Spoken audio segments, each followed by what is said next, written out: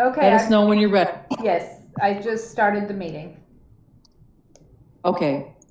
So work sessions are an opportunity. This conference will now be recorded. Hello, everyone. Thanks for coming today. Our work sessions are an opportunity for board members to discuss issues informally with staff and invited guests. The board encourages members of the public to attend work sessions and listen to discussions, but there is generally no opportunity for public comment.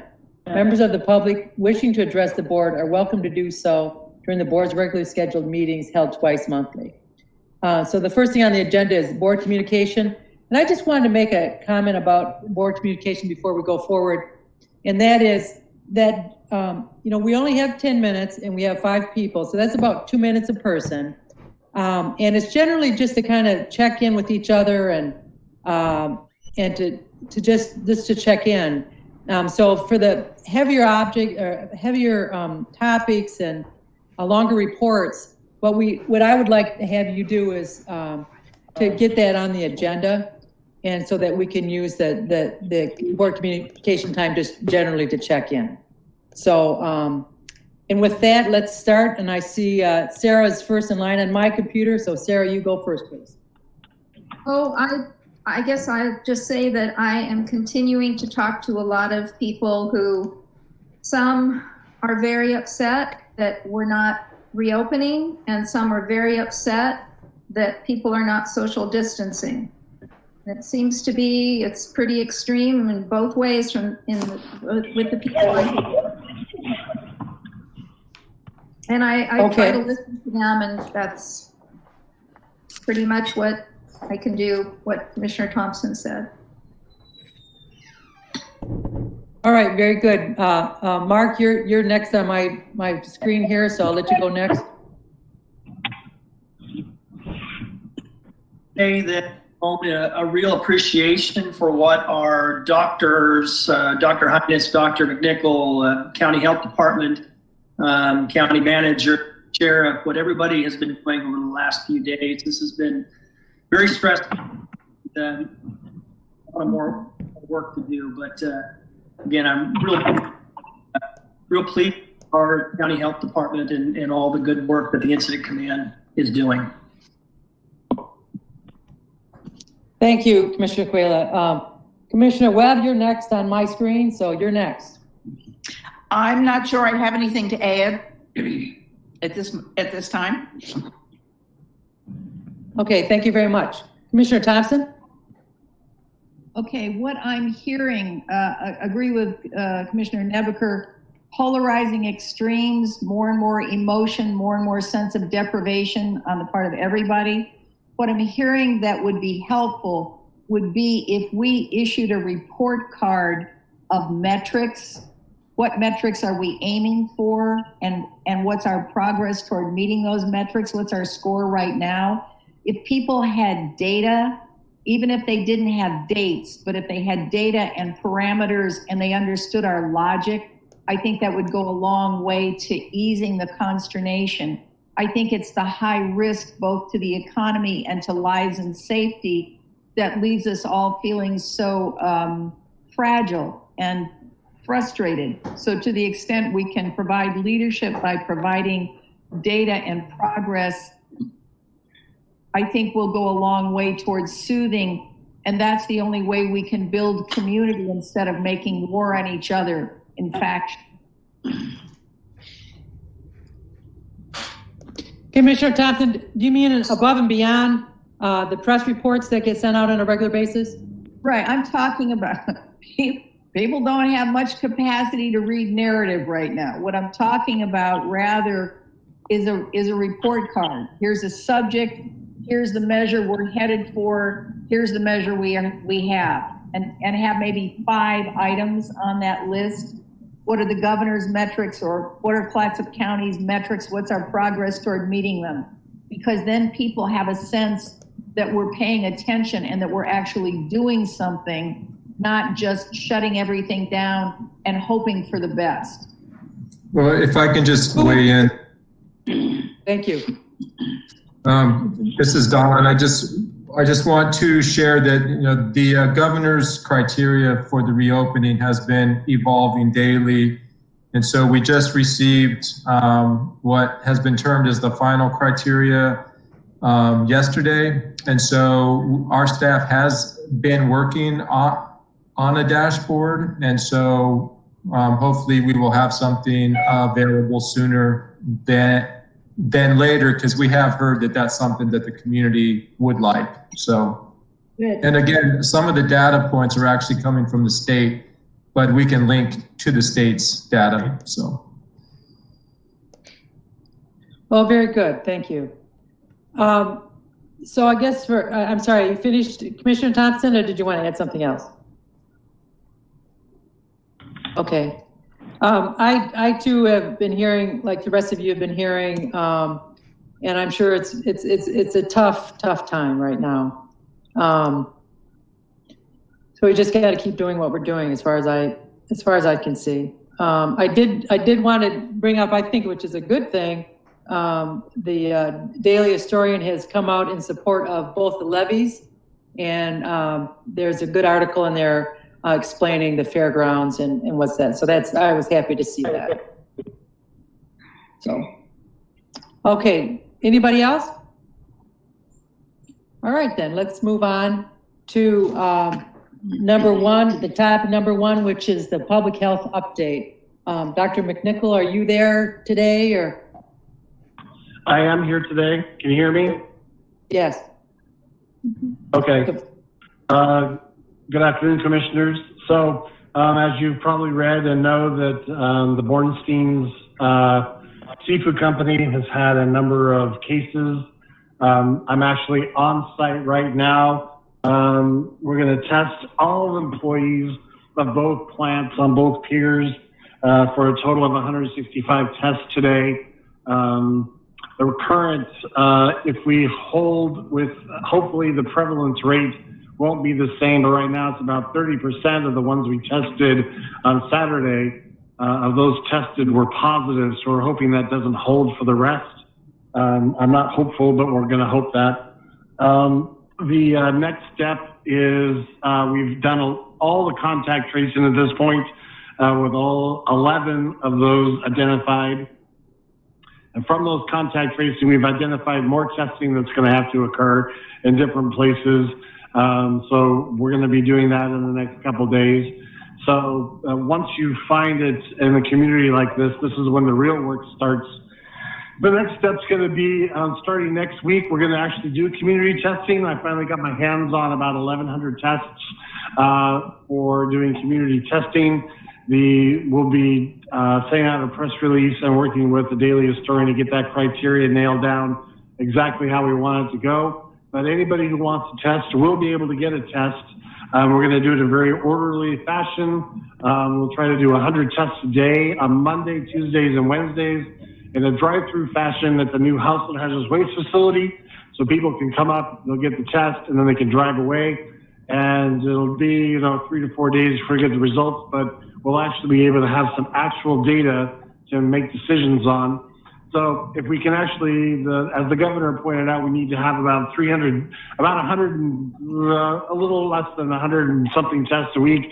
If we do 300 a week, then we'll be way ahead of that metric. And then we'll actually, if we have enough tests, then we'll be able to do some prevalence modeling to show where we're at and what populations and those kind of things. So I'm pretty excited to be able to finally do that. And the team is doing a great job. We have to thank Bornstein's for their help in organizing this. It's been extremely well organized today. We have 4 nurses doing swabbing, and Bornstein's is doing the traffic control. So we'll be able to get all 165 tests done probably by 2 o'clock. So we're pretty sure we can do 300 in about 6 hours. So that's where we are right now. Wow, that sounds great. That sounds good. So, questions? Question, please. Yes, Commissioner Thompson.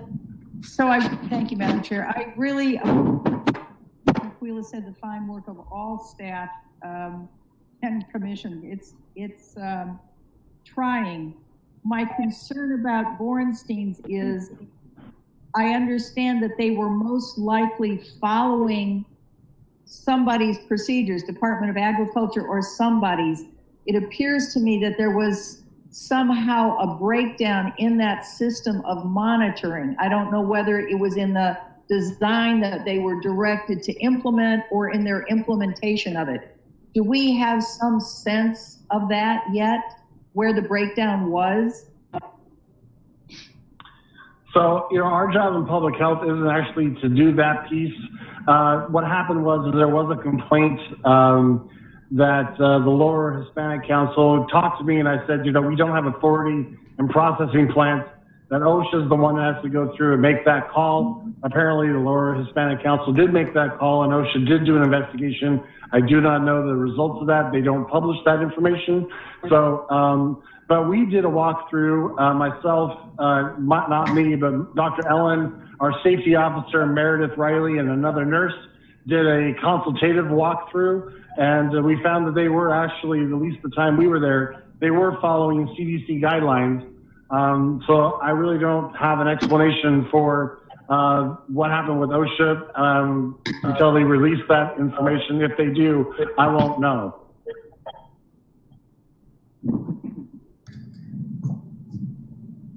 Commissioner Thompson, did you have a follow-up? This is why I don't make my living playing poker. Well, okay, so does this mean that we are fundamentally in the dark about what happened, and we're just at a place of not knowing what anybody could do differently to keep it from happening again? So, Commissioner, you have to remember that this is a community-wide issue. If we have a 30% prevalence rate just in Borenstein's, then we probably have a fairly high prevalence rate in the community. So it's probably not Borenstein's issue that some of these folks are actually coming and getting it from the community activities that they probably shouldn't have been doing when they're supposed to be sheltering in place. So I would not be so concerned whether or not it broke down. What we're trying to figure out is where did it come into that population, and see if we can stop it that way. I'm not fundamentally in the dark at all. I'm pretty clear about when we did our investigation with Borenstein, we did a walkthrough that they were following CDC guidelines. So if there's something that OSHA found that I'm not aware of, until they release that information, I won't know. I said corrected. I think I'm reassured, but I'm not altogether clear on that. Thank you for your answer. Sure. Thank you. Commissioner Nebaker, did you have a question? I do. First, I'd like to say thank you, Dr. McNichol, for all the wonderful hard work you have been doing and are doing. And I realize this is a big increase in your workload and that of your staff. Thank you for having such a positive attitude. I wonder, when you say that anybody who wants a test can get a test, and I know we've heard this on the national news.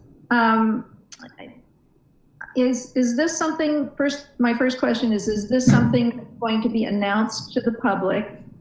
And what happens when you run out of tests and then people will say, couldn't get them? The other thing is, do you have any sense of when we will get replacement tests?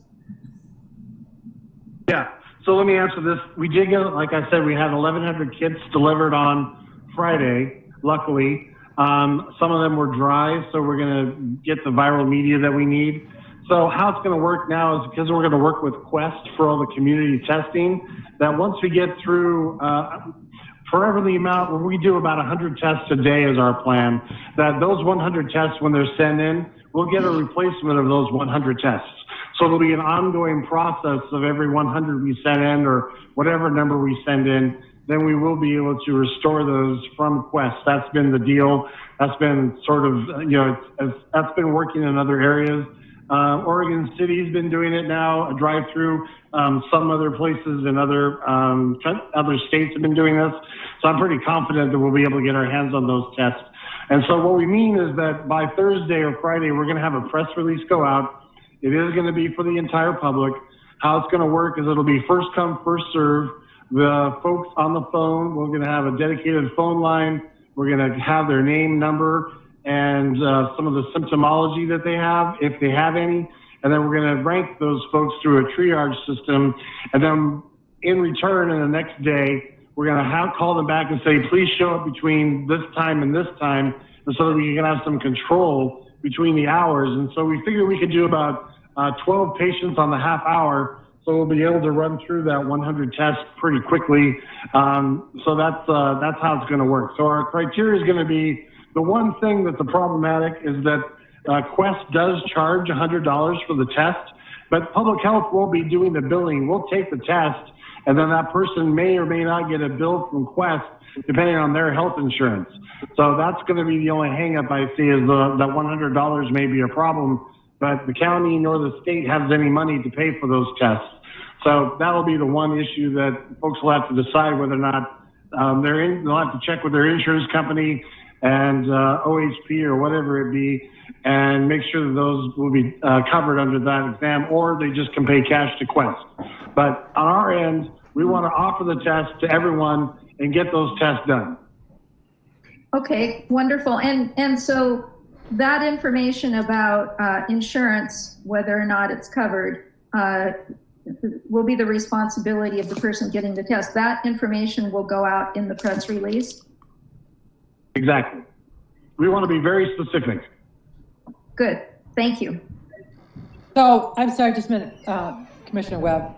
So, Dr. McNichol, does that mean that if I come up and get a test and then I find out it's not covered under my insurance, then I don't get to come back to the county and say, why did you give me the test and it's not covered? So you guys are not, you're not having to check insurance beforehand. That's like Commissioner Nebeker said, that's totally on the person who's getting the test.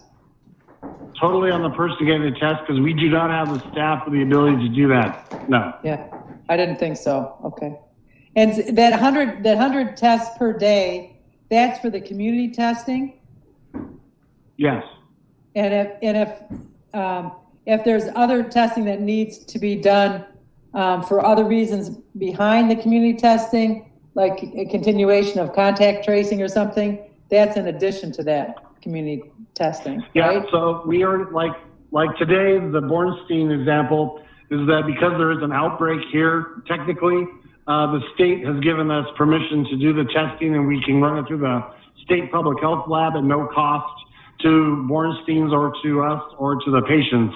But because it's an outbreak, when you do community testing, that's more of a data collection, prevalence testing to see where we're at as a community for that gating criteria that the governor wants. So that will not be something the public health lab will cover. Okay, that's good. That's a good distinction to be made. Thank you. Commissioner Webb, did you have a question? I think it just got it. Oh, yes, one. So when citizens call a public health number, they will then be assigned a slot for a test.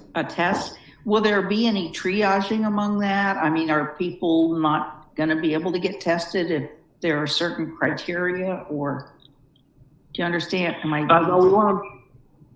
Yeah, so I understand your triage. We want to kind of get the folks who, when we do the triaging, some of the questions are going to be, have you been a contact of a known case?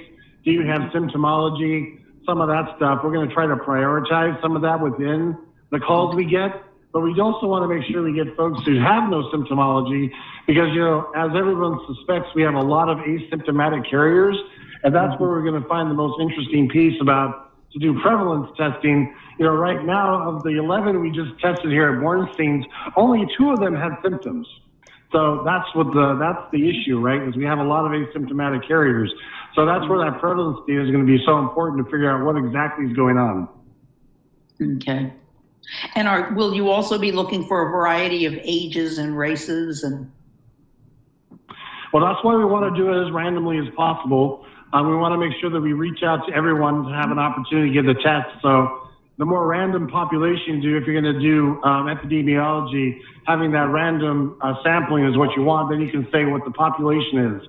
So, and then while we do that, we can also collect that demographic data and try to figure out, okay, so we did 200 tests, and within the Latinx population, this is what the prevalence rate is of what we tested.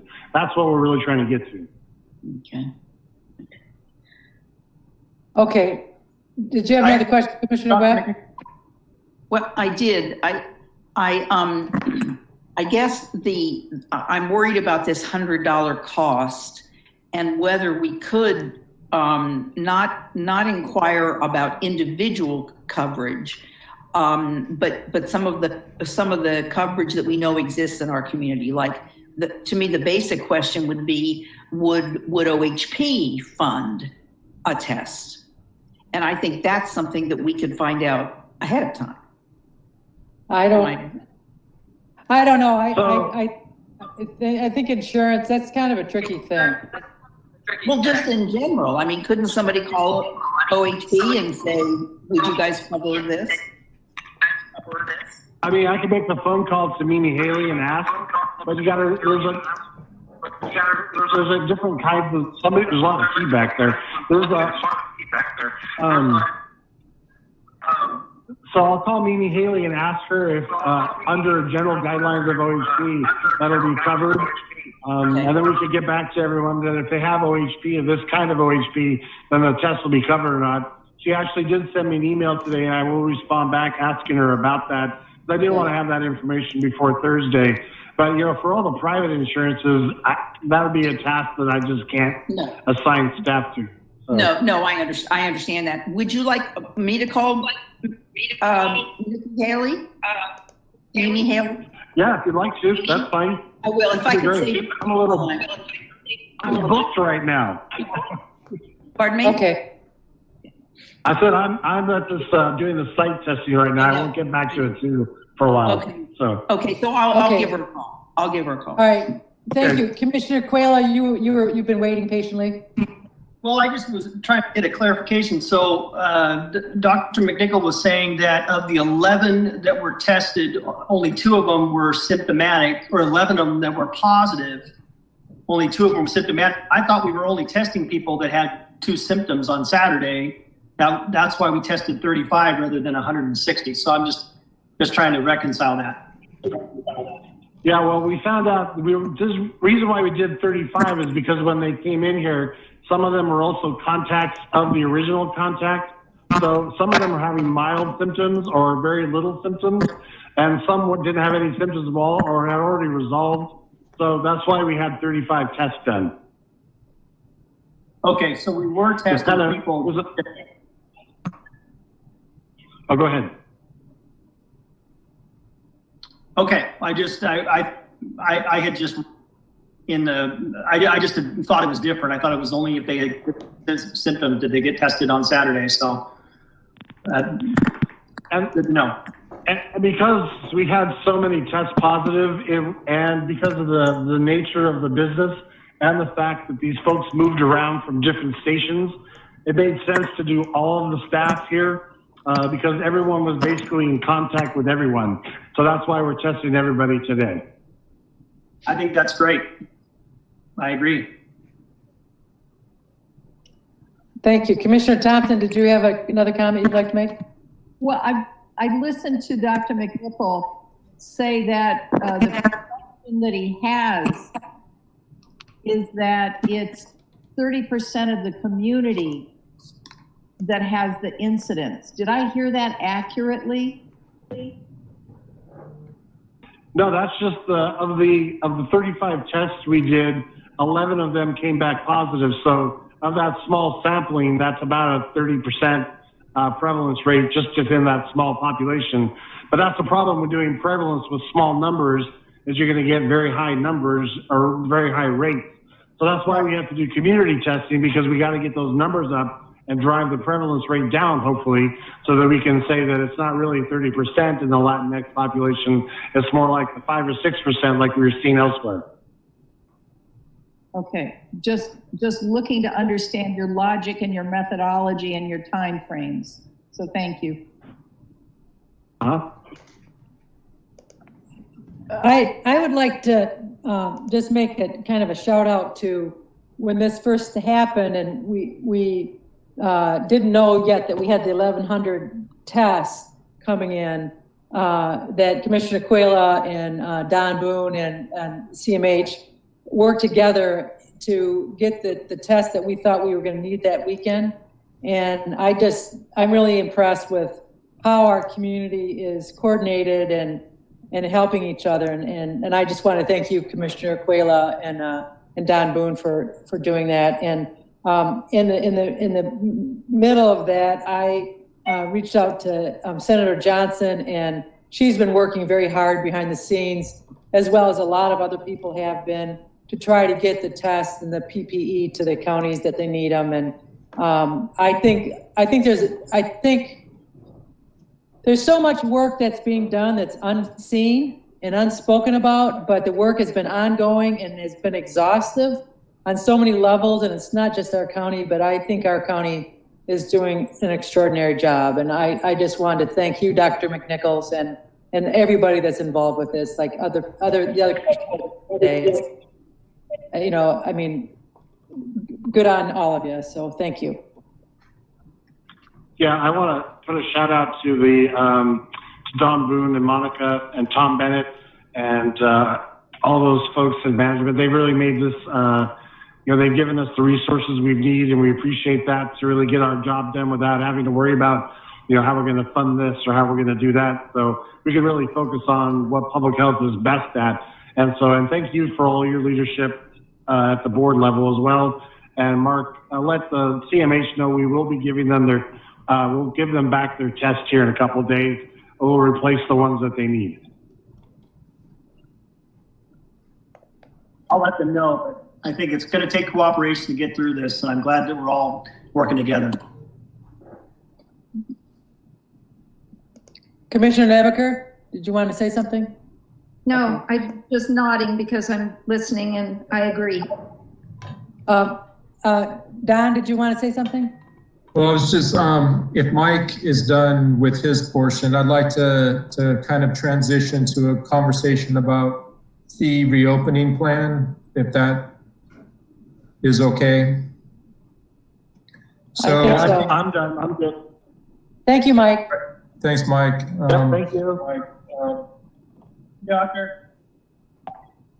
So regarding the reopening plan, staff from emergency management, Vincent Arts is the one who's been kind of taking the lead writing this document. I just wanted to give a little background on really what the document is and kind of where we are as compared to our other peers. So as you know, the governor's framework has been evolving and the criteria used is evolving. And so we've been working on this draft for the last week or two and updating it as new information comes from the governor. And so fundamentally what this document is, it is a confirming document that basically confirms to the governor that the county is ready to comply with the gating requirements, and that we are prepared to do contract tracing, that we have PPE for our first responders. So it is really just counties confirming their readiness to enter phase one of the reopening process. The phases are all defined by the governor. So which sectors go into which phase is a governor decision. At the local level, we have some uniqueness because we have lodging, short-term rentals, and camping that were all local orders. And so I have discussed those local components with the mayors, and we have agreed to a strategy, meaning that phase one will not include opening up short-term rentals, lodging, or camping because the governor's travel ban is still in place. And that what we have said is that we will work on those phase two incremental openings later, because right now the situation on the ground is just too fluid that even if we came up with a plan for the reopening, it would change. And so it is part of our plan that there are phase 2, phase 3, phase 4 incremental reopening, but we're not going to define what that really looks like until we have more information. So as you know, one of the changes recently was that the governor has decided to use the health regions as kind of part of the organizing factor for the criteria. So there's certain criteria that are going to be evaluated on the regional level, not at the county level, which is a change from the original framework.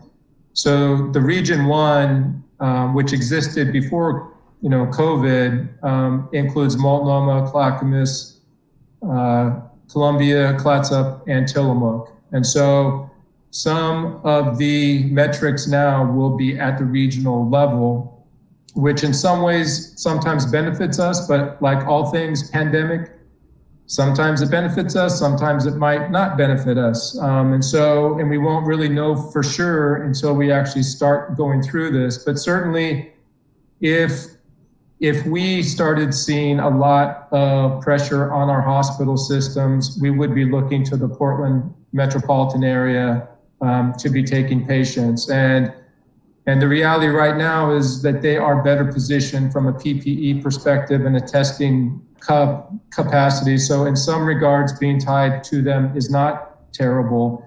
But what is uncertain is how their metrics will potentially influence what the opening date is for the county. And we're just not certain. At this point, we don't have any indication of when Region 1 might be opened by the governor. So we're still really unclear. And I know that is what frustrates a lot of folks, is that there's just no dates. There's no sense of when things are actually going to be moving. So we are in line with our peers in terms of where we are with drafting our reopening plan. Right now, because it has been changing, our plan is to get you a draft copy of ours today. By the end of the day, there may be some things that will still be a little fluid, but I would like you to at least have it so that you can start reviewing it. It's about 23 pages roughly, and a lot of it is just detailing what the governor has already presented in terms of the sector guidelines. But we do want to get it out there. And then after you have a chance to review it, we'll be sharing it with the cities and other stakeholders. So, I feel like we are doing what we need to be doing. Part of it is that we've just had to wait for the guidance to be firmed up at the state level. And that's been kind of an iterative process. So, again, staff has been working hard on it. And we've been juggling so many different things. It's like, things kind of happen in threes. And so the first of the three was we heard about this outbreak, which that was enough. And then the second thing is we started hearing about potential cruise ships. And then the third thing we heard about an election ballot issue. So hopefully there's not a fourth thing that's out there. So we are dealing with all of those. We have dealt with the cruise ship issue. We have dealt with the election ballot issue, and now obviously we're all ensconced in the responding to the outbreak issue. So that's kind of framing. Vincent, I think, is on the phone, so I don't know if Vincent has anything to add, but if you have any questions, we'll be happy to answer them. This is Commissioner Quayle. I guess my question is, how will the outbreak influence or impact the opening up, or in phase 1, I guess? You have to have a decline and that could be included in phase 1 or for county, or how's that going to be accounted? Well, yeah, we're going to be talking to the state about how they're going to interpret some of that. I think that, you know, the two criteria right now that they're going to be looking at is the percentage of emergency department visits for COVID-like illness are less than the historic average for the flu. So that's one, and OHA is the one that's going to be looking at that metric. And then the second metric is a 14-day decline in the COVID-19 hospital admissions. And so when you have an outbreak and you go from 0 to something, then obviously you're not going to meet the downward trend that they're looking for. But I'm not sure that that would be in and of itself a factor for not opening up. I think it's more the nuance of how has the community responded. Is there capacity still in terms of hospitals, surge capacity, PPE, testing capacity? And so I think all those metrics will kind of go in together to paint a more nuanced picture of where a community is. And so at least that's what I hope. And that's what we will be talking to them about. Right now, we're at May 5th.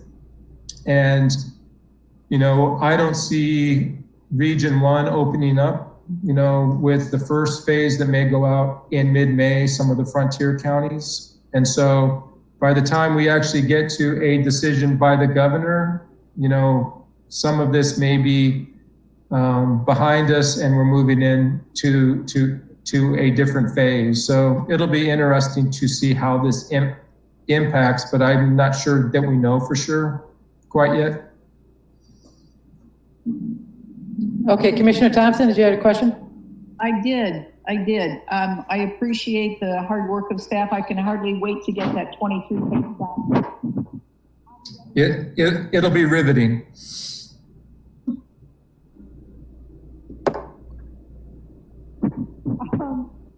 My concern is that the governor's ban on travel is being increasingly violated in my part of the world. Commissioner Thompson, we're having a little trouble hearing you. I'm telling you, I'm unmuted. Now it's better now. Yeah, now it's better. Let me just speak directly. Okay. Because I looked it up on the internet to find out where the microphones were. So increasingly, the governor's ban on non-essential travel is being violated in this part of the world. I have a post office box in Cannon Beach.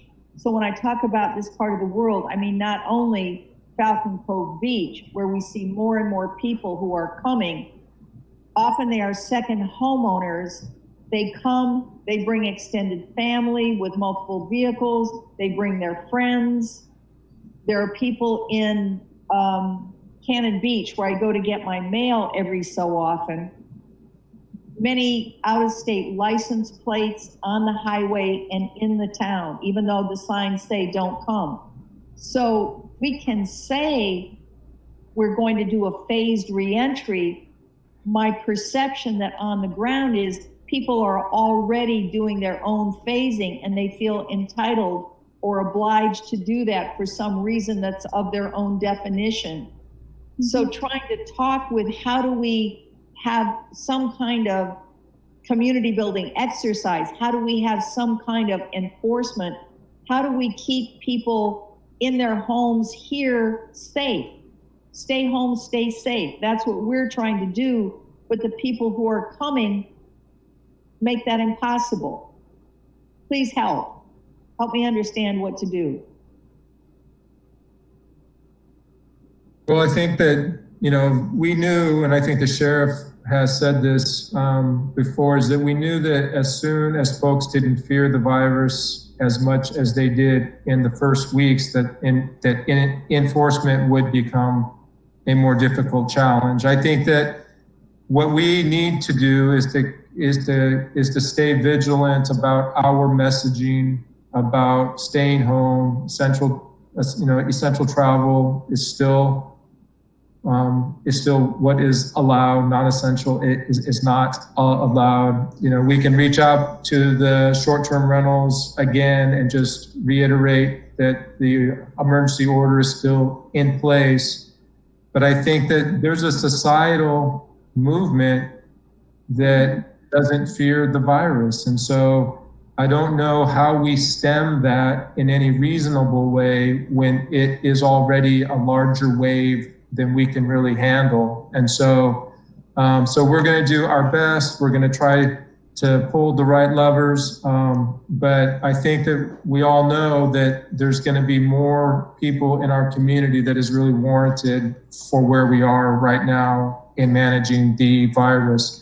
That's why we are going to be very pragmatic about the short-term rentals reopening and the lodging and the camping, because at least having those closed down does create, you know, some kind of leverage with the amount of folks that will come into the community. It's the wild card, as we know, is the day trippers. And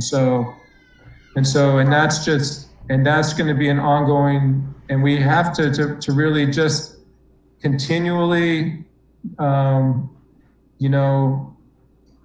twist people's arm and get them to understand that it's not over. This virus is in our community. So we will keep affirming that. But I think, Commissioner Thompson, you raise an important issue, and I don't know that there is an easy answer to it, as you know. So. Okay, so the commissioners in Multnomah and Washington and Clackamas has said that they are willing to cooperate with us. So if you can reach out to them so they can talk to their people, so it isn't us saying it alone, but acting in concert with their own local commissioners, perhaps that would help. Well, actually, Commissioner Thompson, Chair Harrington did reach out to me this week, and after those three counties' regular meeting, they decided that they wanted to invite all 6 counties involved in the health region district. And so we are going to be meeting, all 6 of us together, and Don will be included in on that meeting, myself and Don and the other chairs of the counties. And we're supposedly going to be meeting on Wednesday, and we will let you know what comes of that.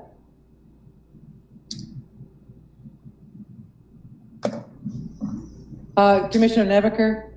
Yes, I agree that we have, Gerhardt, there's more people here than I've ever seen on a long-term basis. People are staying, people have come here, and even people that I know that have second homes, they said, yeah, we're just staying here now.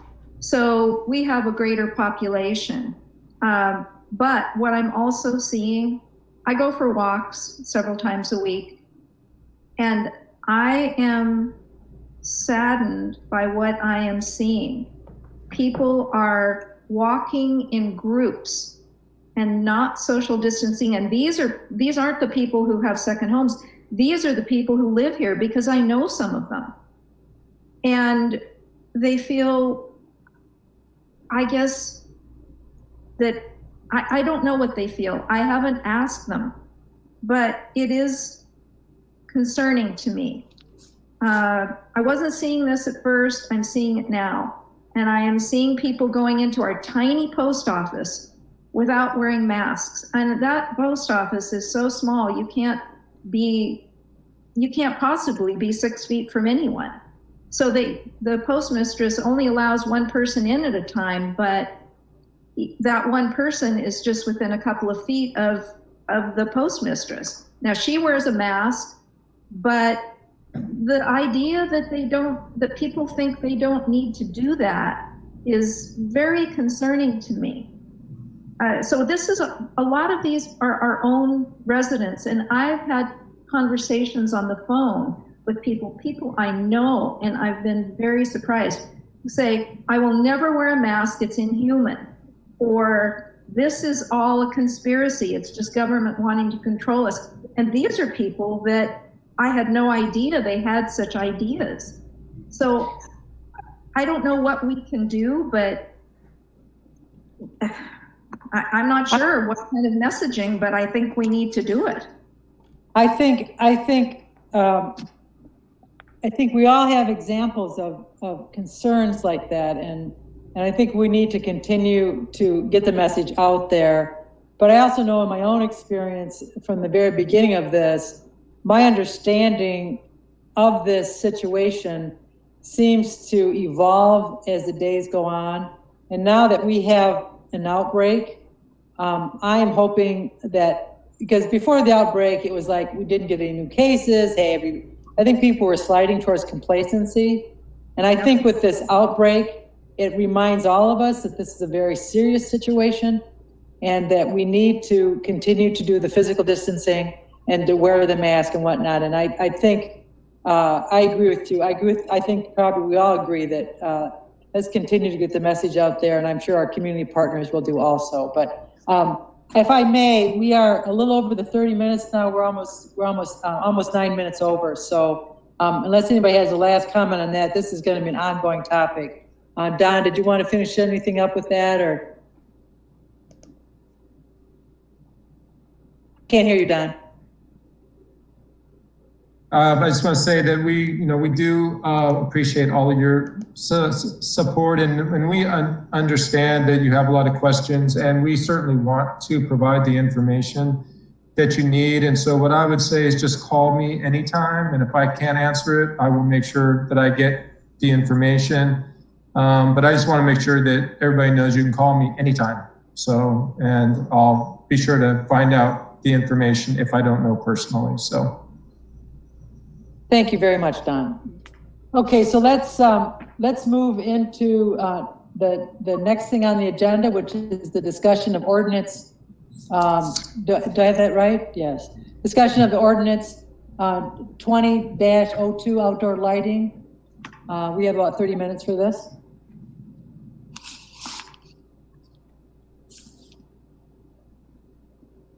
And Ian's coming on. Hello, Thank you, Ian. Chair Sullivan. Good afternoon, everybody. Thank you for the opportunity to discuss the proposed outdoor lighting ordinance today. Obviously, you all have much bigger, more pressing matters on your plate, but I do hope that I can answer some of the questions that you have about the ordinance today.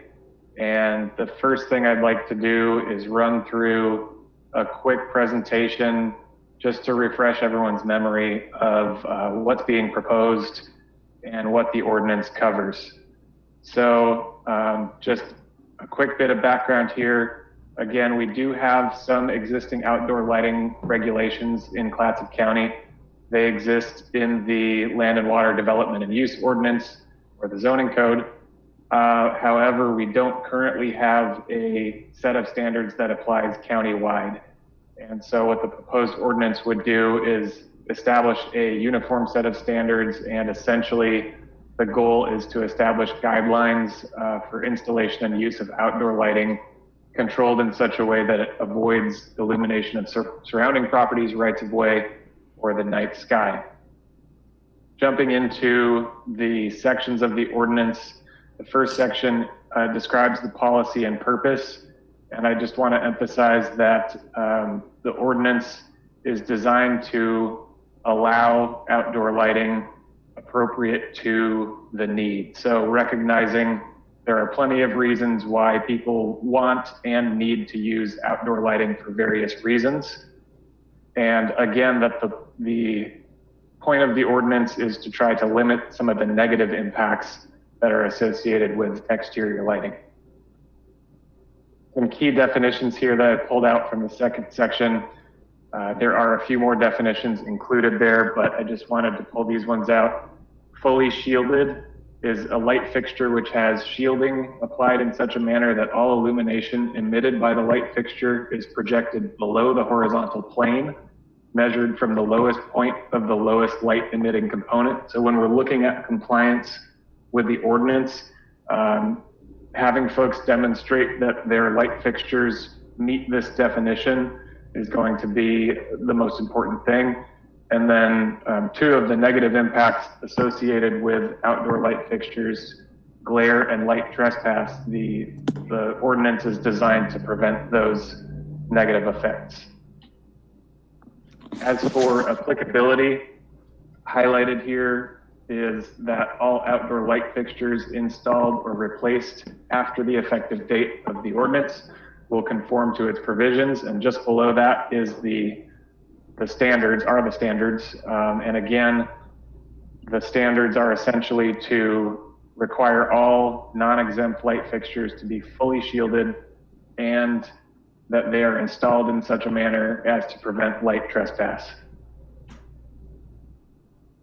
The next section is prohibitions, which includes a basic set of prohibitions that you would see in most any other outdoor light ordinance, and specifically to Clatsop County addresses things like illumination of beach frontages and exemptions provided for maritime uses and search and rescue operations. The next section includes a pretty extensive list of exemptions, and a few that I've listed here to highlight are lighting associated with farm and forest practices, quarry and mining activities and maritime industries, low intensity ornamental lighting such as string lights and pathway lights. This was something your board had requested after the first reading of the ordinance. Also temporary holiday lighting, search and rescue and other emergency response operations, and then any lighting as required by state or federal law. Finally, administration and enforcement. The key mechanism to administer the ordinance is going to be requiring anyone who comes into the planning division to apply for a development permit to demonstrate that their outdoor light fixtures are in compliance with the ordinance.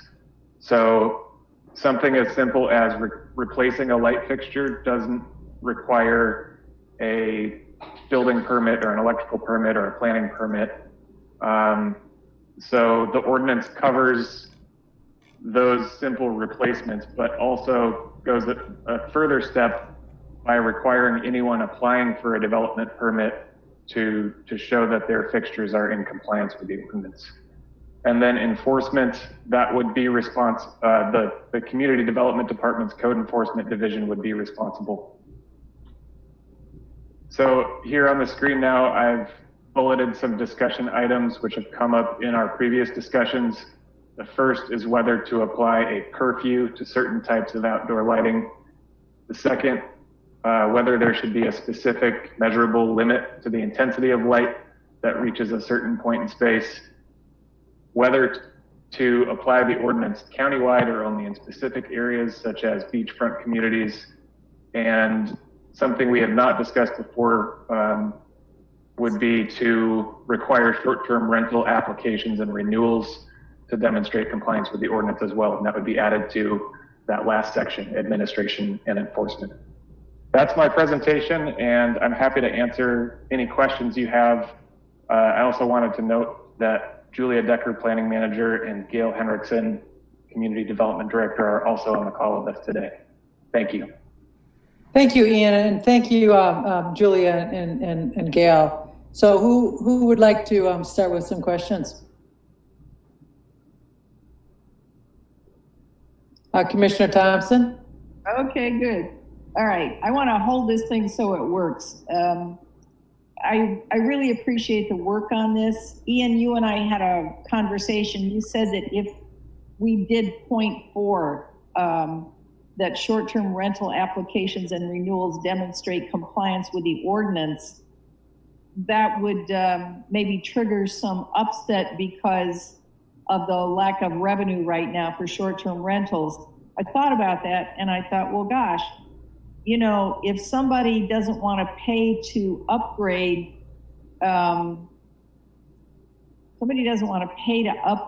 they're pretty close to a margin, because we're not talking hundreds of dollars, I think, but I don't know. That's just how it occurs to me. And this is probably going to be complaint driven. So that's another issue, because I'm looking at enforcement. enforcement on renewal, enforcement on any of these violations. Somebody can always turn off a light. So that can deal with people who are concerned about the interval between renewals. Just turn off the light or turn it on when it's needed and turn it off the rest of the time. When we look at, does the sheriff get involved? Because sometimes in the more rural parts of the county, if there isn't code enforcement staff currently on duty, the sheriff gets involved. Sometimes homeowners object to having code enforcement actions or complaints taken against them. So I think listening to the sheriff, we talked about various zones in the county. Commissioner Quayle raised the issue of agricultural zones. There are various kinds of zone. It just seems to me that rural residential is where this is a real problem. I'm willing to consider what my colleagues have to say. I would like us to do something, but I'd like us to do something right. And I wonder if it's going to be more effective to deal with the problems if we hold it back and look at short-term rental applications and renewals. And I'm willing to consider that. I just want to hear what my colleagues have to say on this. Commissioner Webb? Thank you, Commissioner Thompson. I'm sorry. We have spoken quite recently about how we need to communicate better with our short-term rental owners and those who rent from them. I think we talked about putting signs in houses on how to be a good citizen, et cetera. But I think that this would be, I'm really in favor of this including it in the applications and renewals, because once again, it's a way to inform the people who are benefiting from these short-term rentals that their occupants need to be good citizens. So I think this is a very good thing to have, and I just can't imagine that it would be at all cumbersome in the process. So I'm very much in support of that. The curfew issue, I worry about. Once again, Mark, remember when we were talking about the areas, we have such disparate areas in our county. It's one thing, being at Sunset Beach or in Falcon Cove is so different from being in the heart of Jewel. So I don't know. I would hate to derail this by adding another layer, but still it does worry me. It really does. So those are my comments. Commissioner Webb, I'm sorry. What in particular worries you? That the variability across the county? What is it that worries you?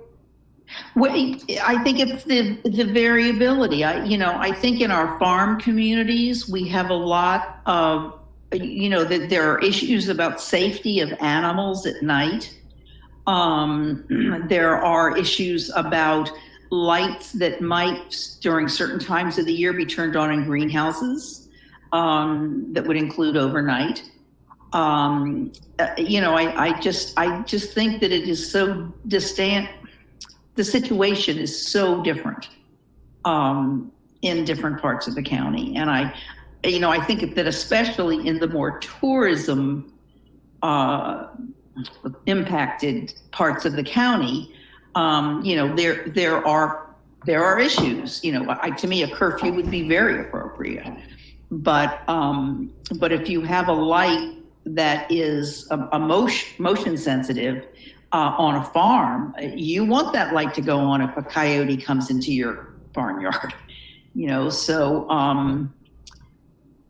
that's just, you know, I mean, we've talked about this before, so I don't, you know. Commissioner Quayle, you look like you're getting ready to add something to the conversation. Well, I'm not going to add a whole lot. I just agree. I don't think that it should be I don't think there should be any ordinance countywide. I think that if Arch Cape or some other beachfront communities want to adopt an ordinance, that's perfectly fine. I just think that this becomes a huge enforcement nightmare, and I don't feel comfortable regulating it throughout the county. And I said that before. So I just think that it's something that if there are specific beachfront communities to put an ordinance in place, that's fine. But for me, I just don't see this as something that the county should be taking on countywide. Okay, thank you. Commissioner Nebaker, did you wanted to add something? Well, I have a question for Commissioner Quayle. Do you mean we shouldn't have a lighting ordinance, period? Is that what you're saying? Yes. Oh, okay. Well, I understand that, you know, that there's different areas in the county, and I think I'm the one who brought up the curfew originally. I'm certainly willing to, you know, let that go. I think that,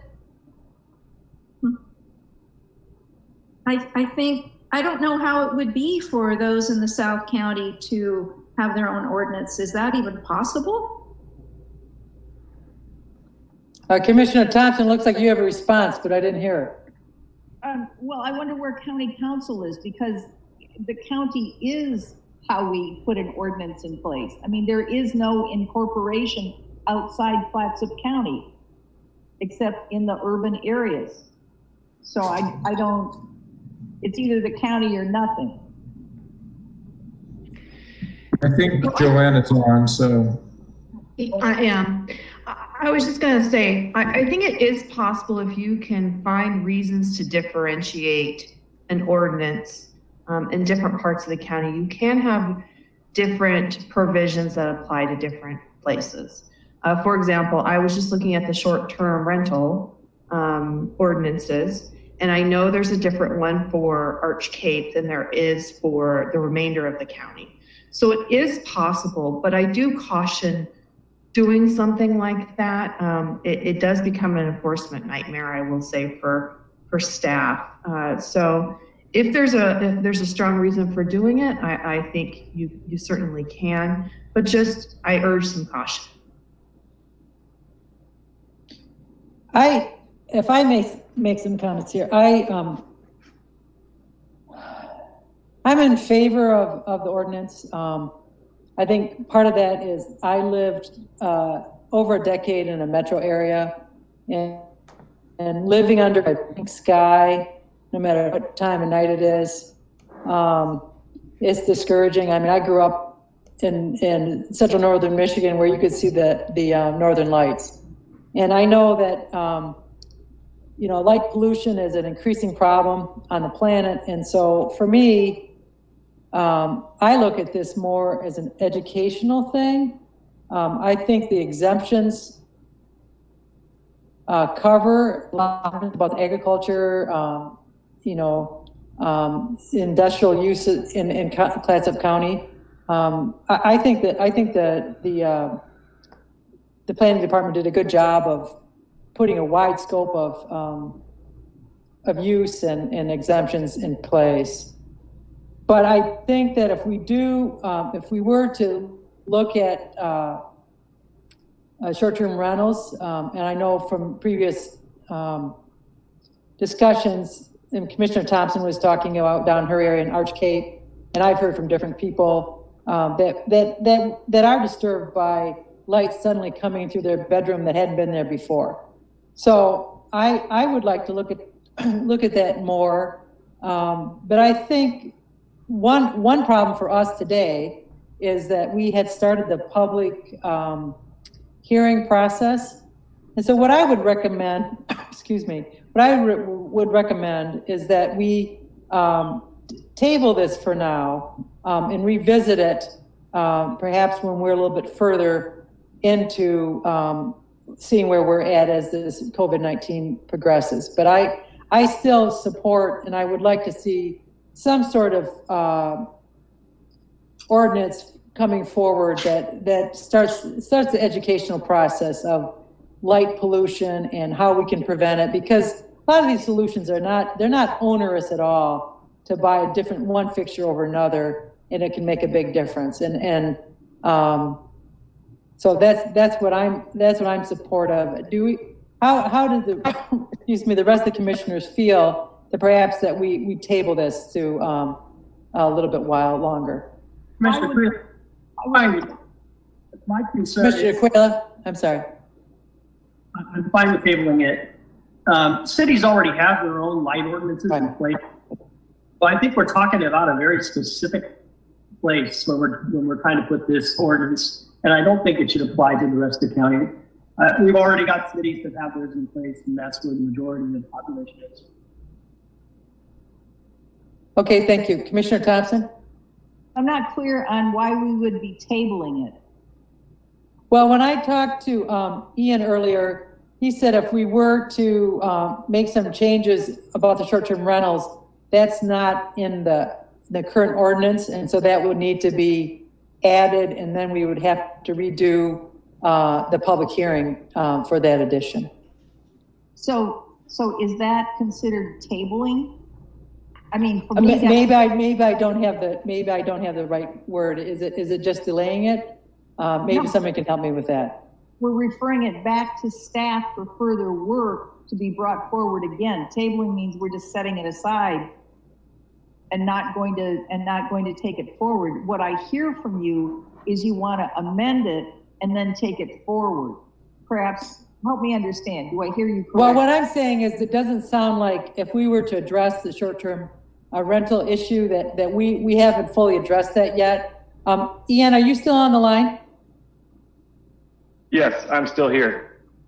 Did I misunderstand that if we were to address the short-term rentals, that would indeed change the way that we do the public hearing at this, what we've presented so far? Yes, if we were to add a provision to the ordinance that required short-term rental applications and renewals to comply or to demonstrate compliance, we would need to renotice the public hearing and begin again with another first reading, rather than what we currently have on the schedule, which is to leave the ordinance as it is and conduct the second reading at one of your upcoming meetings in May.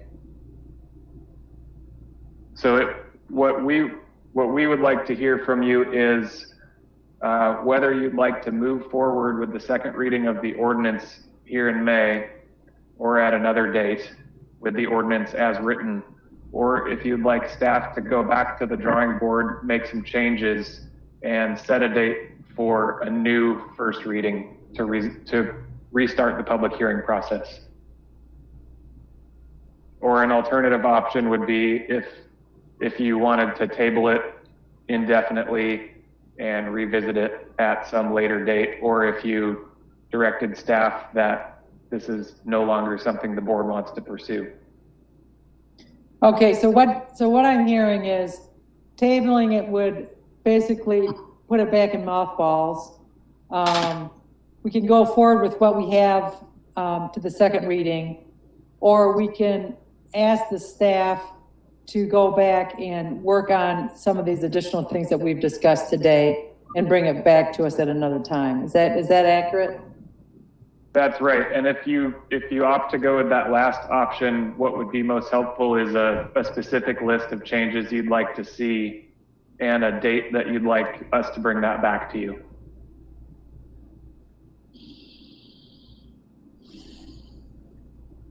Well, I personally feel that this is still kind of a lively topic, but I don't want to send the staff on I think that you've done a good job of working on this for, I think, almost 2 years now.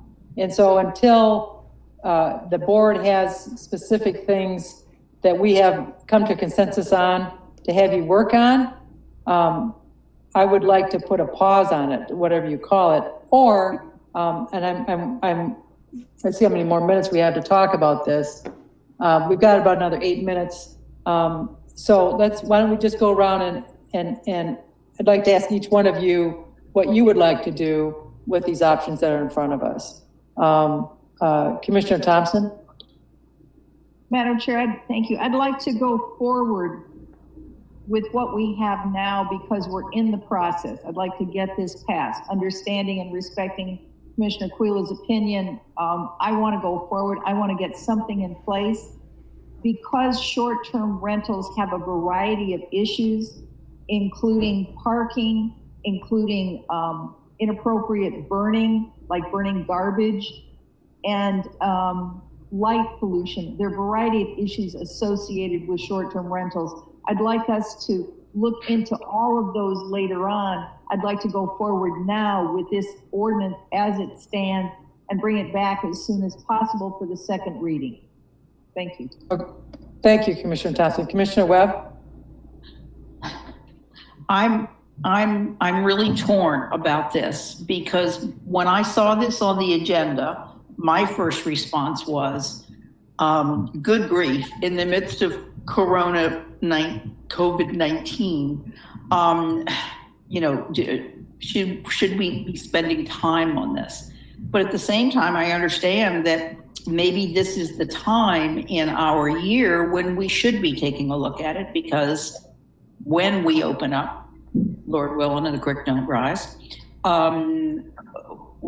this is going to be an issue that is going to come forward again. So I'm sorry to be so ambivalent, but I guess I would go with whatever the majority view is. Although I really do think that since it is possible that we should limit it to certain areas of the county rather than to make it a blanket for all unincorporated areas, which I guess I don't know what that would entail as far as the staff rewrite. So I guess I would ask staff about how they feel about this as well. I'm sorry not to be more decisive. Okay, thank you, Commissioner Webb. Commissioner Quayle? Well, as it stands, it applies to all unincorporated Clatsop County as I see it, and I would not be in favor of moving forward with it. Okay, thank you. Commissioner Nebeker? I am in favor of a lighting ordinance. I think that if we make exemptions for certain areas that are of concern, farmlands, I don't know what all the exemptions would be as far as different regions or different areas of the county, but I think if we do that, then that would take care of maybe some differences in the county. I think I'm in support of a lighting ordinance. Whether or not we do it right now, I don't see that it takes away from focusing on the county health issues. I'm okay with looking at it. I guess I'm a little bit ambivalent as to whether we should finalize it or what direction we should give staff. And I think it concerns Commissioner Thompson's area as far as the difficulties of, or the impacts of the lighting ordinance. So if there's exemptions to other parts of the county, I think I'm okay with it. But I think Commissioner Thompson's area is impacted more. If they were a city, if they were incorporated in that area, it would be different but they're not. And they are very condensed. They're very, houses are very close together, and it's not like out in the farmland areas. Commissioner Webb, did you have something you wanted to say? Well, I was just gonna ask Commissioner Nebeker, I guess, and Mark as well, that Clatsop Plains, I think, is actually a larger in area than Falcon Cove is, and so I thought this would have a big impact on Clatsop Plains, which I would support because of the density there as well. But Oh, you mean like, yeah, Cullowhee Lake and, yeah, there are areas, you're right. I mean, that's a very large area between Gerhardt and Warrenton. Geographic, yeah, that's true. Yeah, I mean, it's a big area, and in places it's pretty dense. So as I say, I forgive me. I guess I am just so preoccupied with the COVID-19 issues that it's really hard for me to. I mean, you all know me. I'm a zoning nerd. You know, nothing would delight me more than to sit down and go through an ordinance with a red pencil. But you know, right now, I'm sorry. I'm just so worried about this pandemic that I don't have a lot of emotional and mental space for other issues. I'm sorry. Maybe that means I'm not a competent commissioner, but. No, thank you, Commissioner Webb. I think this is a trying time for everyone. Don, do you have any input on this that you'd like to offer?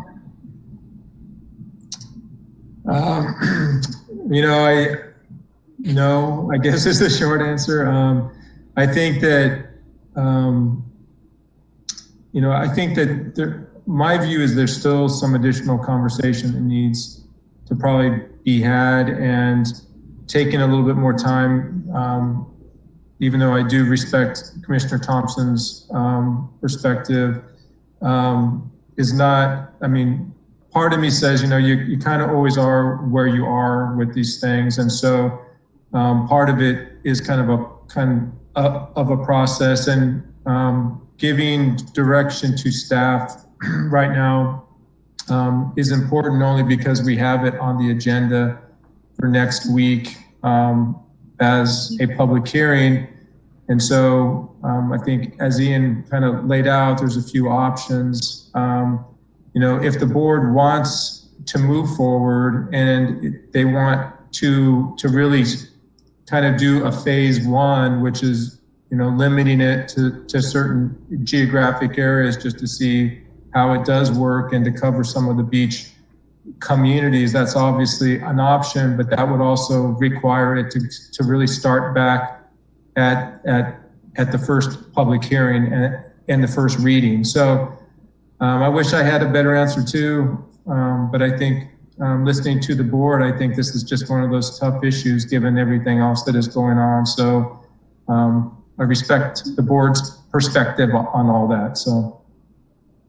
Well, the other thing that is that we are coming into our budget hearings, and that's going to require a lot of work. Be reading through the budget and whatnot. So I guess my recommendation is, I think we still need some more conversation on this. So it's on the agenda for next week. At this time? It's on for the 13th, I believe, yes. Okay. Commissioner Thompson?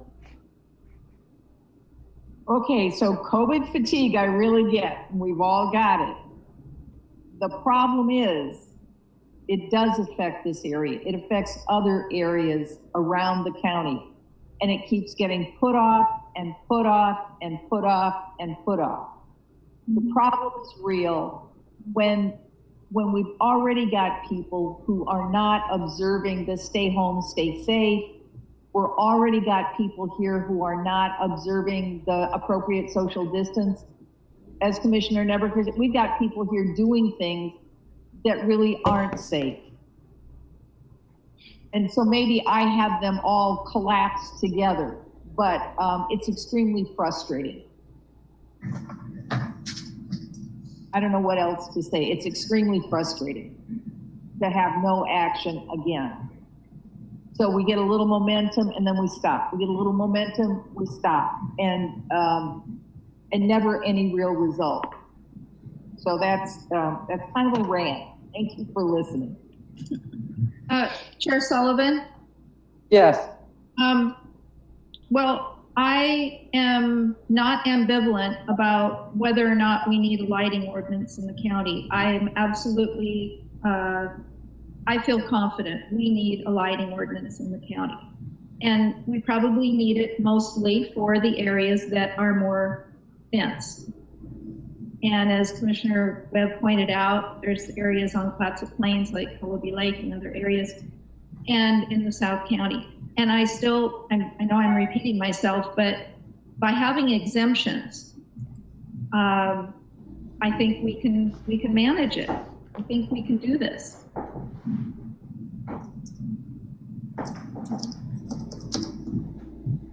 And I agree with Commissioner Thompson. This has been going on for a long time, and we either need to do it or not. And I think we should.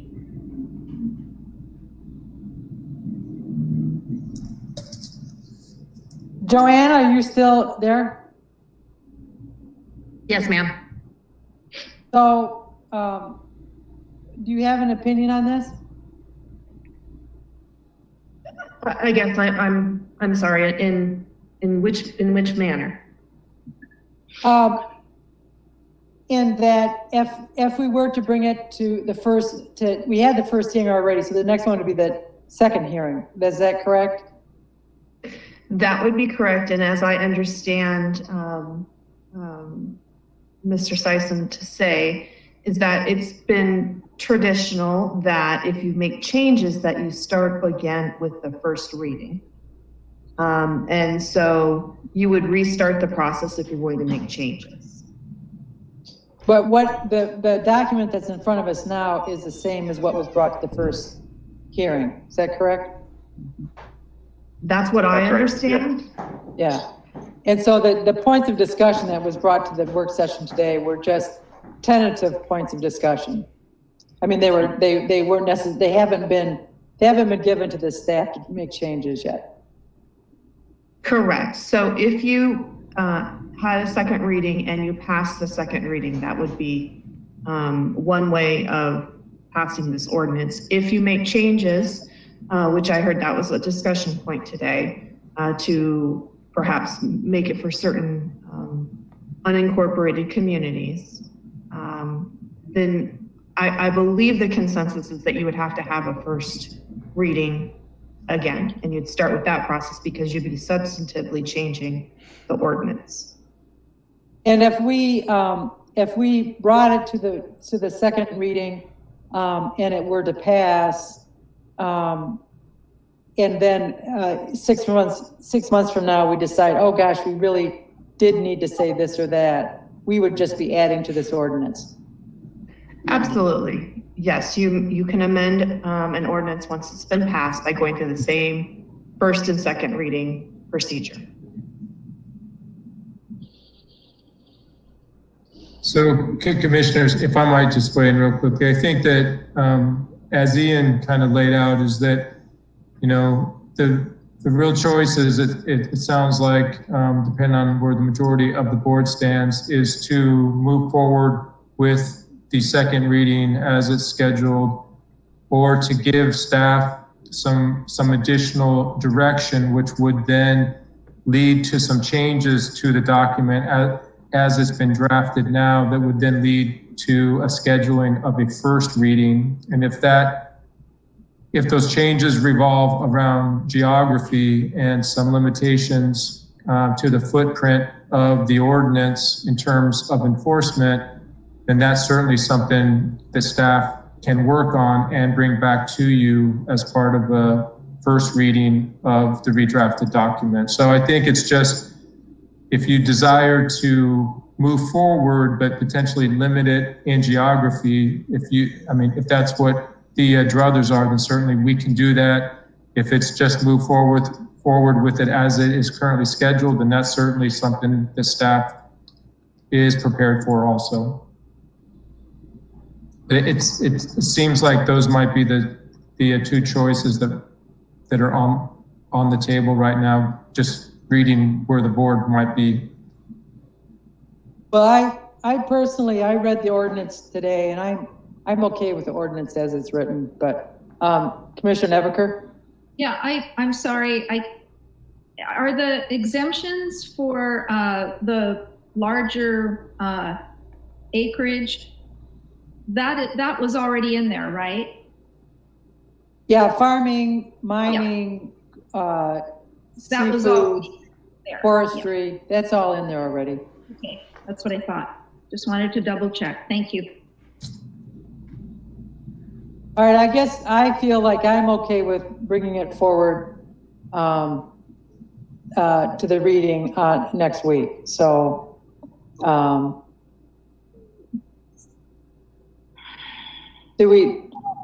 Commissioner Webb, you have some comments? No. Okay. All right.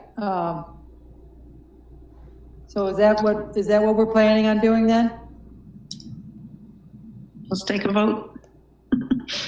I don't think we can't vote. Yes. So what I would say is it is on the agenda now. It's already there. So we will keep it on the agenda as it is, and then your board will either take action on it as it's been presented, or if there's changes made to it, then we would then reschedule for a first reading at some future date, based on whatever changes that your board might want to make. Okay, thank you. Okay, thank you. If I could, Chair Sullivan. Yes, Ian, go ahead. I just wanted to say that if anyone has questions for staff, don't hesitate to send me an email or call me if you have questions about the text of the ordinance. I have on my screen right now the list of the exemptions, and it's very extensive, and it's got some specific language in there to address farming and forestry uses, as you mentioned. So if you have any questions about the applicability of the ordinance as it's written, the way we approached it was more from a use standpoint than a geographic standpoint. So, again, looking at the more rural areas of the county that are more engaged with farm and forest uses would be less affected by the ordinance because those uses are exempt. But again, just to reiterate, if you have questions between now and next week about what's included or not included in the ordinance, don't hesitate to get in touch with me. Thank you, Ian. You were very helpful to me when I called you too, so I appreciate it. Okay, let's move on to the third thing on the agenda. We're, I think, probably approximately 20 minutes over, because it was 8 minutes the first time, 8 minutes the second time. So let's move into the next one, which is COVID-19 Small Grants Program on page 74. Oh.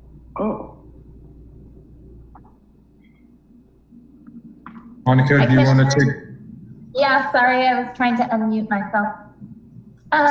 So as we had discussed, we distributed the $50,000 in funds a couple weeks ago to those community partner agencies that you all recognize as needing assistance. And then we also have submitted or put out an RFP or a request for proposals in regards to a small grant application. And this is a total amount of $50,000. And the grants could be requested for up to $10,000 apiece.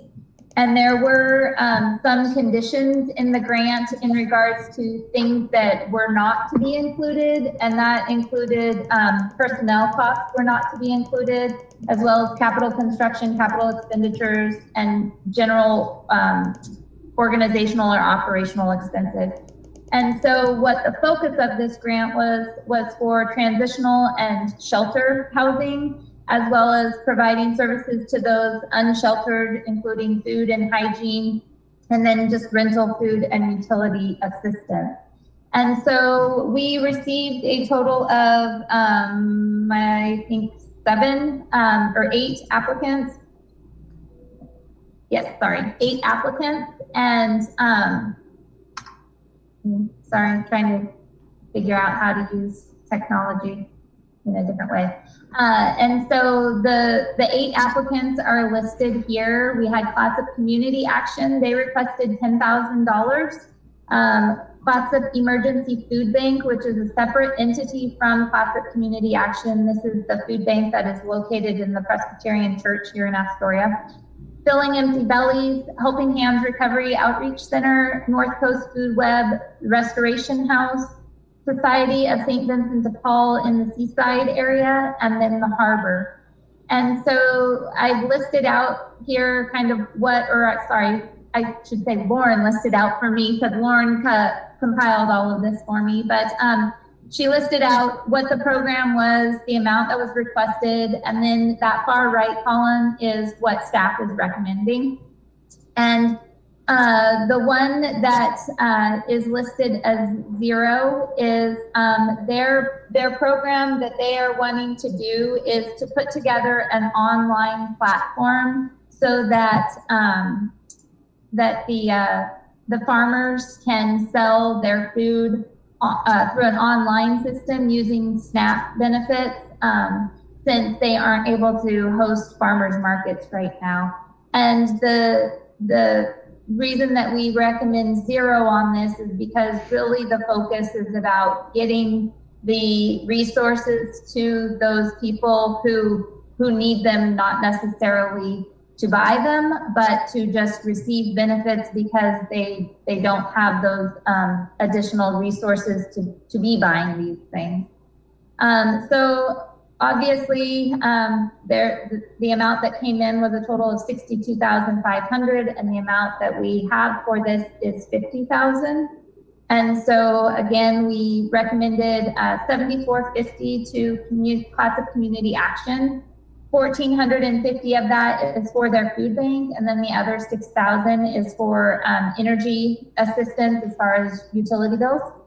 $5,500 is for the Clatsop Emergency Food Bank, and this is a partnership that they have with the Astoria School District. They have staff in the Astoria School District who have identified those families that are in need of assistance. And so some of it is for food, 4,000 of it, all of this is for food and hygiene products. The next one is Filling Empty Bellies. They are requesting a total of $10,000. The recommendation for this is $6,000, $4,000 of that for food, $1,600 for to-go containers, and then $400 for hygiene products. Helping Hands Recovery Center is requesting $10,000 for continued shelter for those who are currently living there and are unable to pay for their rent because they have been unemployed. Then the North Coast Food Web, which I explained, Restoration House is located in Seaside. They are also a transitional housing facility. They are requesting $10,000. Some of that was for personnel, and so we are recommending $6,050. They currently have 16 beds, and they are wanting to get some new bunk beds so that they can increase their capacity to 21. And then also because a lot of these individuals are unable to go anywhere, the existing beds that they have are starting to be severely distressed because people are just hanging out in them all day long. So they're wanting to replace all the beds so that they can get the 21 in there. And then in addition, it will cover the cost of food, supplies, and utilities. St. Vincent de Paul in Seaside, that one is for both food and utility assistance. And then the Harbor is for technology as well as emergency housing resources for domestic and sexual assault survivors. They are not able to see clients on a face-to-face basis right now. And so they are working really hard to try and do outreach through tablets and phones to be able to make sure that people are in a safe environment or getting the help that they are needing. And so those are the recommendations of staff, but we are happy to answer any other questions that you might have. If I may, I'd like to talk about the North Coast Food Web. And Sure. I have to say that in full disclosure, my boyfriend is on the board and has been part of that since it started. But my understanding of the North Coast Food Web is that they are working with our local farmers. And when we look at possible problems in the food chain with this COVID-19, the staff just feel that their idea of how to connect farmers with consumers just didn't meet the criteria of what we're looking for in these particular grants? Yes, we weren't really looking at the ways to connect businesses with the consumers, whether it's farmers or whether it's other types of services. We were really focusing on those criteria of transitional and shelter housing services to the unsheltered, including food and hygiene, and rental food and utility assistance. And so we were really trying to focus on those more vulnerable populations that don't have perhaps the resources to be able to go online to make those food purchases. And I understand that. I know that we're under strict limitations of how much money we have, but I do want to just say that I know we all do support these farmers that are trying to produce food and feed our local community. And then the other, and with the absence of Sunday market, that's going to be a problem for some of them. The other thing is the harbor. I understand that the need for their services is going up as the community continues to be under stress. Is there anything more that you could say about that? Well, I do know that our sheriff's office was busy over the weekend dealing with some incidences. I know that they are currently doing some online things, and I believe Lauren is on the call. Lauren, are you still here? Maybe not. She did say, and she's the one that collected these, and she filled me in that they are doing some online outreach, so that way people can go through a web-based system to try and communicate to them, I believe it was. But again, they are just really concerned about the individuals who are either in a home in a not ideal situation, or those who are trying to get out of a home and making sure that they are able to put them up in, part of the problem is they have a house that they keep families in, but they're also trying to social distance within that house. So the capacity isn't able to be what it typically is. So they're housing these people in hotels and motels, which is a lot more expensive than just staying in a home, because then you're also trying to deal with the food and everything. You're not just able to cook in the kitchen and such. Okay, and I may ask just a minute, Commissioner Thompson.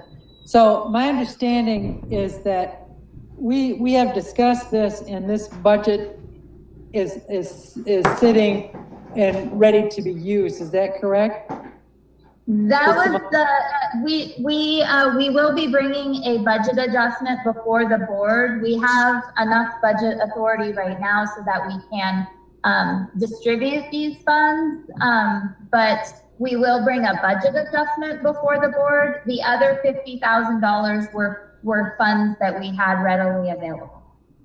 And all of these people that have applied, they are in need of it as of today, correct?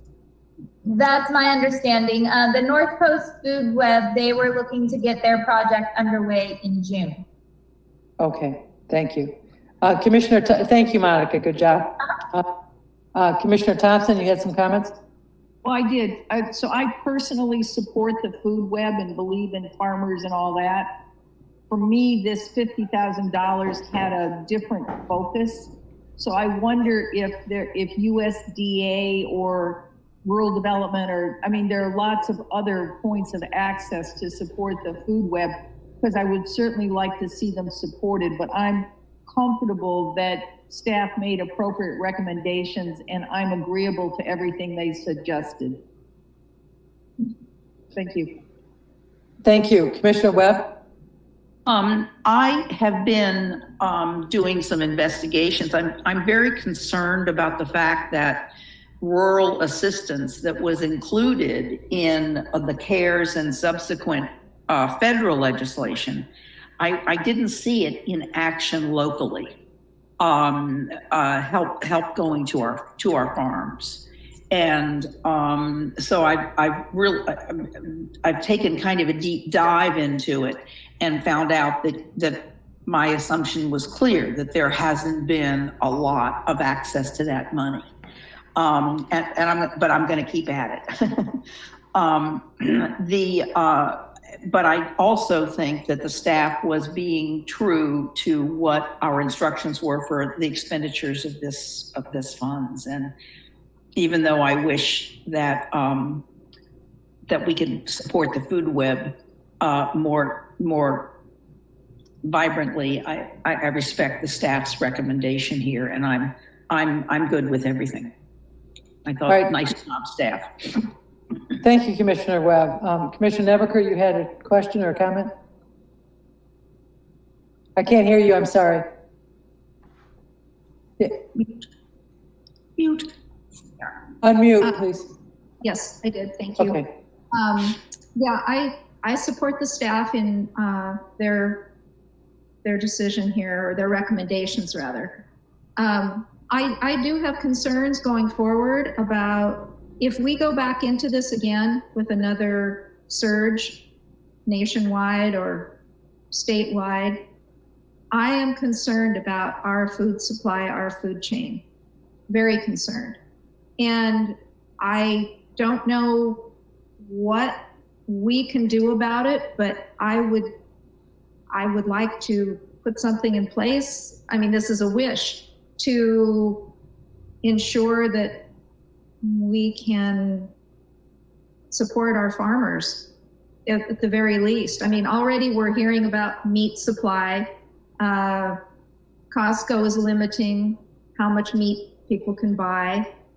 We have an outbreak at our seafood plant. Who knows? And if, like I said, if there's another surge, if it comes back, it will affect the most vulnerable, but it will affect everybody. I think, and I agree with you, and I think that's a concern that we'll all have to keep an eye on as we go forward. Sorry, I'll bury my phone there. Yeah, I understand. But that sounds like, that feels like a bigger topic than we can discuss in the next few minutes. Commissioner Quayle, did you have some comments? I've got a cannery for sale if anybody wants it. A what? Got a cannery for sale if anybody wants it. You never know. You never know. Okay, it sounds like generally folks support the staff recommendation. So, Monica, what do we do going forward? We just say thank you very much. See you on next Wednesday, or? Actually, we will bring a budget adjustment before you. I don't know that we will have it ready for next Wednesday, but the following week. But we do have the budget authority now to go ahead and cut these checks and distribute them. Okay, very good. That's, I think, what we were concerned about. So thank you very much, and tell the staff good job. Thank you. I will let Lauren know. Okay. Commissioner, Don, do you have any comments you'd like to make? No, I just think, this is going to be an ongoing environment where we're going to have to continually read where the opportunities are. And so even with the food web, there may be other opportunities for us as we move forward to partner. And so I would just say that, those are still on the table as we move forward.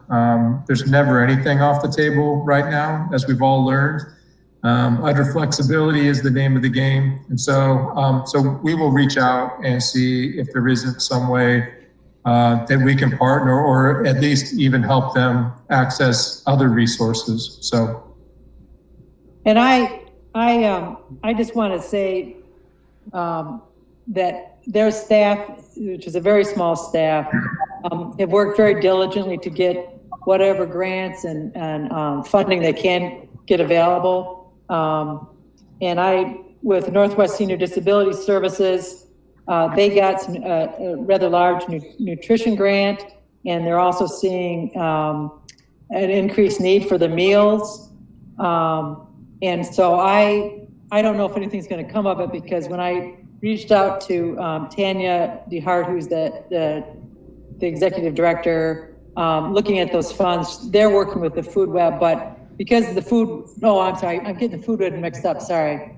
Rod's on both these boards. He's also on the Columbia Senior Diners board. So there's a lot of, I think, even though we're waiting for money from the federal government, there is money that is coming. And I think that the agencies that are working with that money are trying to respond to the increased need the best way that they can. And what I'm trying to do is to, and it's the same thing what we just did with this money that we handed out, is looking at our local agencies and the people that know the residents the best, and how can we direct these funds to be used most efficiently within our local communities. And I just think, and I know I have a soft spot, but I think the food web and the Columbia Senior Diners have done a great job, as well as the other organizations in the county. But those are the two that I'm most intimately involved with. So, blah de blah. So, anyone else? Commissioner Nebaker? Yes. Something, unless this has changed, I appreciate Don, you saying that perhaps something could be looked into for our small farms. Unless something has changed, they really are not eligible for things from USDA. Those funds go to large, very large farms. So, and the food web, the North Coast Food Web, was totally innovative when it began, and I think they've been modeled in other areas, perhaps. But I hope we can support them, because they will be vital to us, I believe. Thank you. You bet. Commissioner Webb? On a completely different subject, is it time for that yet? Well, it depends on how big a subject, because no, it's a little subject. Okay, a little tiny subject. A little tiny subject. I received. And you're losing the time now.